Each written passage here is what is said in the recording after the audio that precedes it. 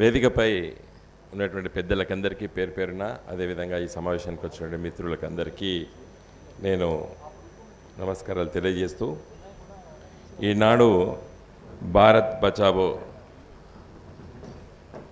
సంస్థ జరుపుతున్నటువంటి ఈ సదస్సులో మరి వివిధ రాజకీయ పార్టీలకు సంబంధించినటువంటి పెద్దలు ఉన్నారు. మరి మేధావి వర్గం ఉంది. ఒరిస్సా అదేవిధంగా ఛత్తీస్గఢ్ నుండి వచ్చినటువంటి పెద్దలు ఉన్నారు.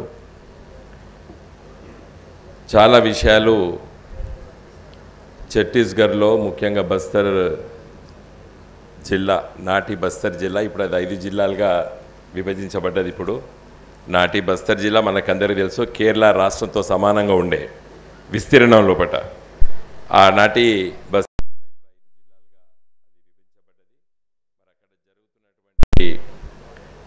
విషయాలపైన ముఖ్యంగా ప్రభుత్వాలు అది ఏ పార్టీ పరిపాలన చేసేటప్పటికి కూడా ఆ పార్టీలు అనుసరిస్తున్న కూడా సోదరిమణి సోనియా గారు చాలా సవివరంగా మనకు వివరించారు. హిందీ భాషలో మాట్లాడినప్పుడు కూడా మనమందరం కూడా దాదాపు వారి ప్రసంగంలో ఎక్కువ శాతం మనకు అర్థమైంది. చాలా సులభంగా వారు చెప్పగలిగారు, మనకు అర్థమైంది. ఇవన్నీ చూస్తే మన ప్రాంతం, తెలంగాణ ప్రాంతం దాదాపు ఒక 20-30 సంవత్సరాల క్రితం మన దగ్గర జరిగినటువంటి సంఘటనలన్నీ కూడా మరి గుర్తుకొస్తుంది. నేను అక్కడ కూర్చొని చూస్తున్నాను. ఒక కాకతీయ విశ్వవిద్యాలయంలో ఒక విద్యార్థిగా ఆనాడు నేను భారత కమ్యూనిస్ట్ పార్టీలో సభ్యుడిగా విద్యార్థి రాజకీయాల్లో 1980 అంటే 70 చివరి దశలో నుండి నేను వృత్తిరీత్యా న్యాయవాదిగా వరంగల్ కోర్టులో ప్రాక్టీస్ చేసే రోజులన్నీ కూడా గుర్తుకొచ్చినాయి. అవన్నీ కూడా మనం అనుభవించినాం. వారు చెప్పిన విషయాలన్నీ కూడా ఈ ప్రాంతంలో ప్రజలందరూ కూడా ఆ రాజ్య హింస అనుకుందామా, లేకపోతే ఆ ఒత్తిడి అనుకుందామా, అమాయకుల ప్రాణాలు కోల్పోవడం అనుకుందామా, అవన్నీ కూడా దాదాపు మన అనుభవించిన ప్రాంతమే మన తెలంగాణ ప్రాంతం.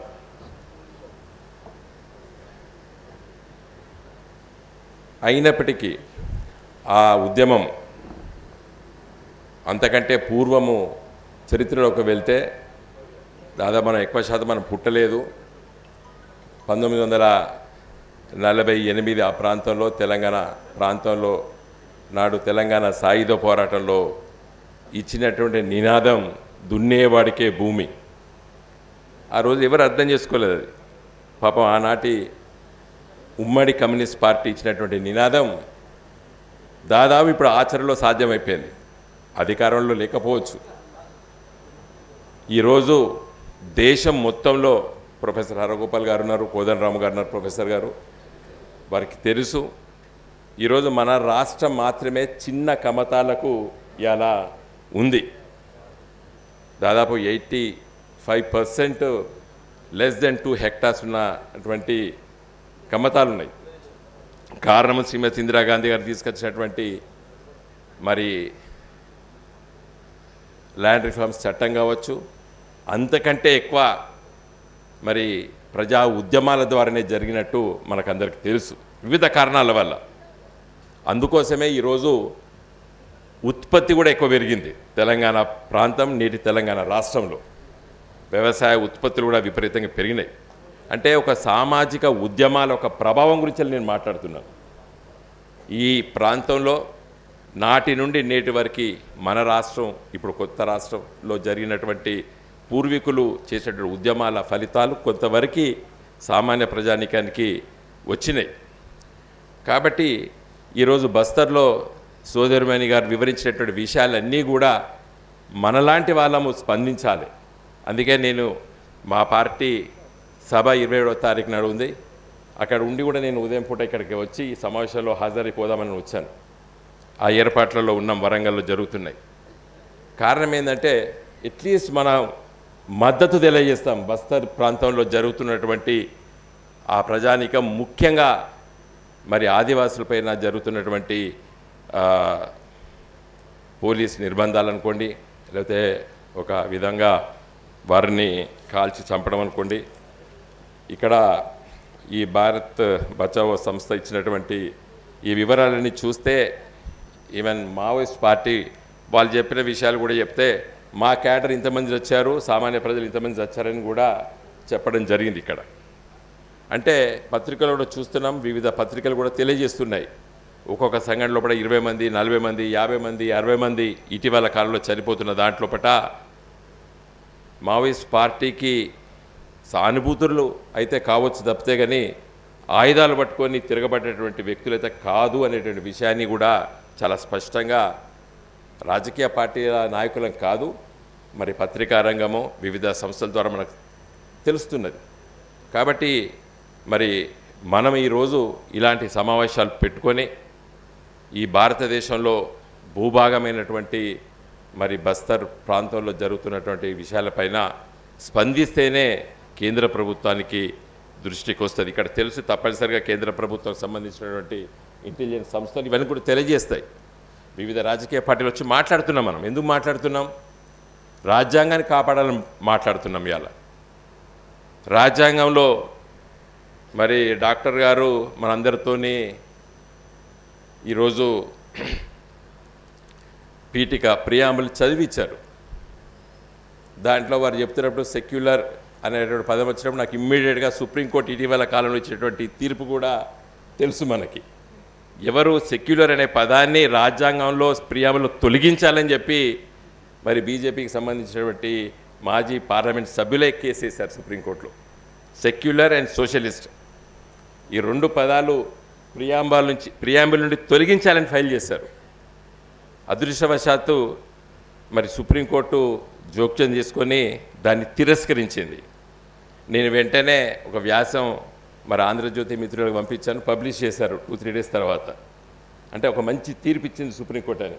దురదృష్టవశాత్తు ఏంటంటే ఆ సుప్రీంకోర్టులో కేసు నడుస్తున్నప్పుడు కానీ రాజ్యాంగంలో పీఠిక లాంటి ప్రియాంబుల్లో పొందపరిచినటువంటి 2 ముఖ్యమైన పదాలు అవి ఆచరణలో ఉన్నాయా లేదని వేరే చర్చ. అది కొంతమంది ఉండొచ్చు అని చెప్పొచ్చు నాలాంటి వాళ్ళు, కొంతమంది అవి లేని చెప్పొచ్చు, ఏదైనా చర్చ ఉండొచ్చు.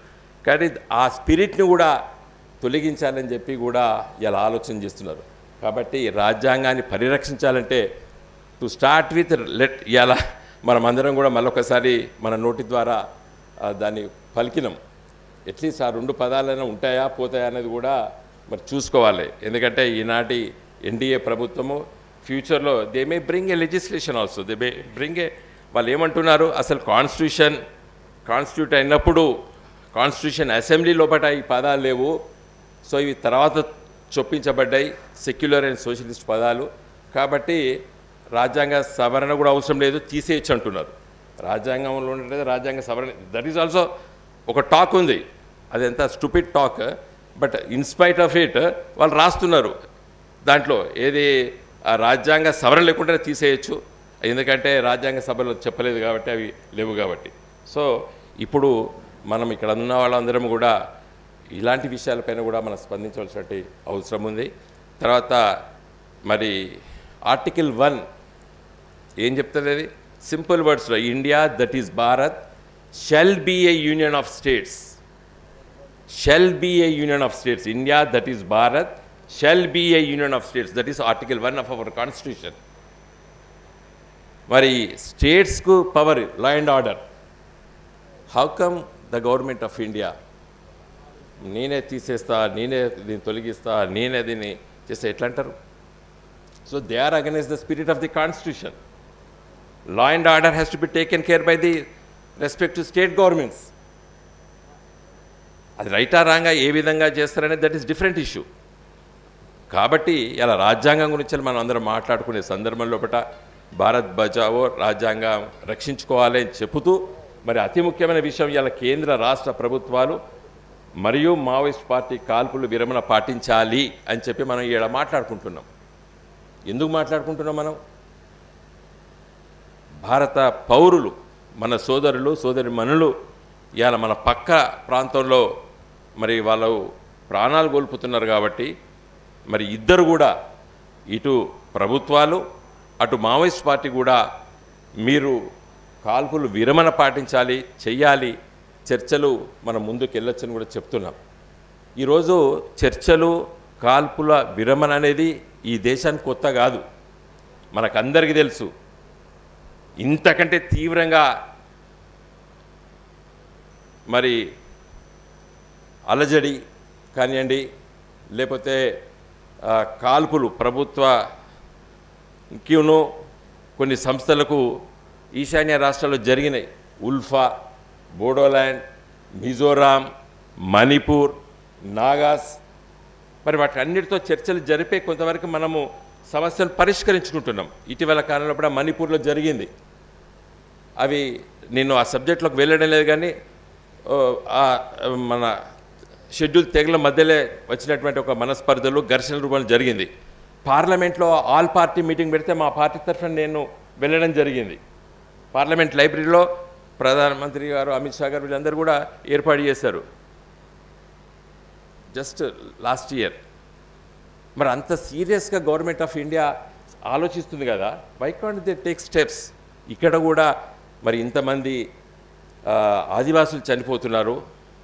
ఒక్కొక్కసారి 70 మంది, 60 మంది, 50 మంది అంటే కూడా మరి స్పందించవలసినటువంటి అవసరం మనకుంది.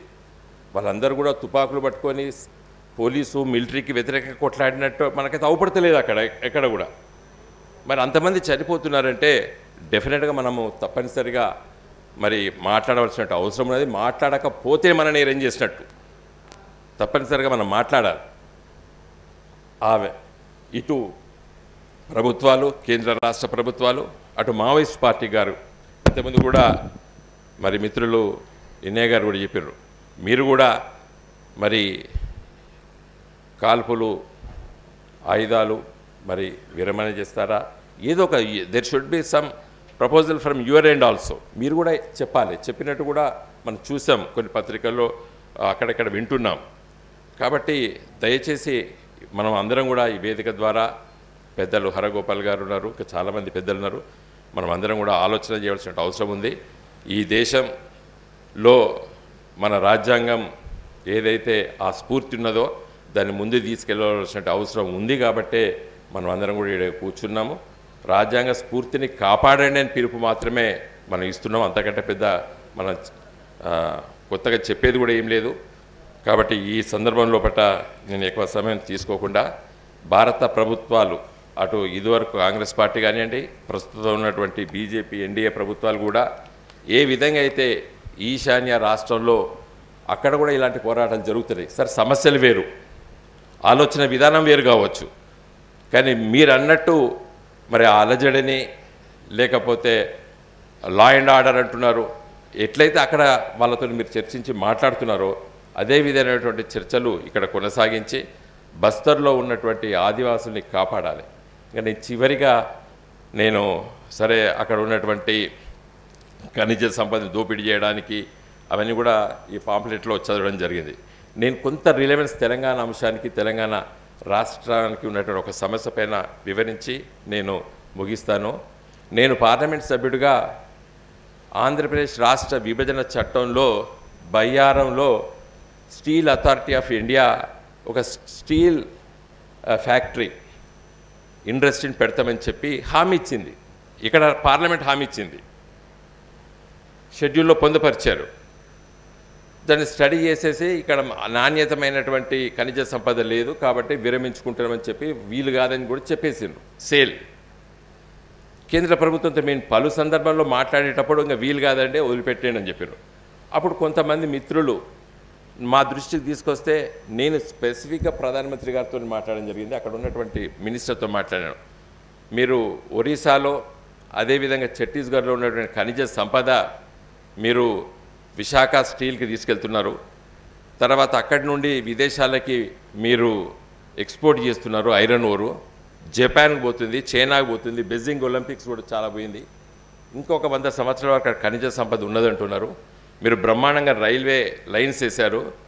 రైల్వే లైన్ కాకుండా ఈ మధ్య దాన్ని ఏమంటారు, స్లష్ అంటారు, అది పైప్స్ ద్వారా కూడా మీరు దాన్ని తీసుకెళ్తున్నారు.